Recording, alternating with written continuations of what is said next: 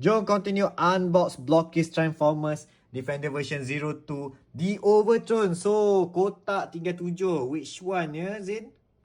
Nak number 5. Number 5. So, number 5. Jatuh pula member tu. Inilah kotaknya. Inilah karakter di belakangnya. Now, beratnya ialah... Berapa ni? 33.4 gram. Mesti ada silika gel.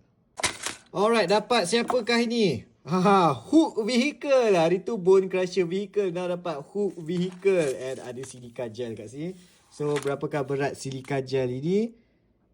3.1 gram. 3.1 gram. Alright. So, kita buka dalam ni. Mana ada vehicle.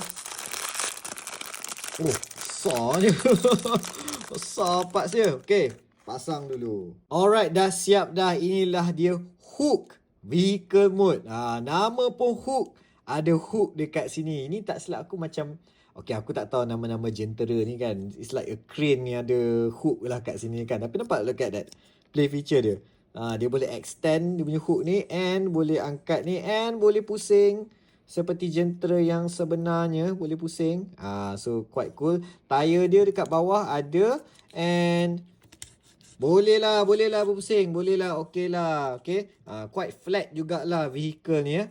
And detail dia, okay, ada cermin, ada lampu, ada Decepticon punya lambang kat situ. That's about it lah.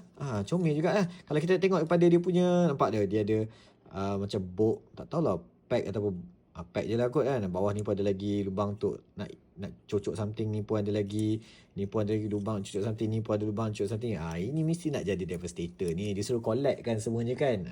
Ni lagi satu. Ini Bone Crusher vehicle. Ni Hook vehicle. So what do you guys think about Defender version of Hook vehicle? Hook vehicle dah dapat 3 vehicles dah. 2 daripada Constructicon. 6 lagi kotak. Which one is next? Sekali lagi jangan lupa untuk join giveaway Blockist Transformers Defender version 02 di Overthrow. Link dekat bio.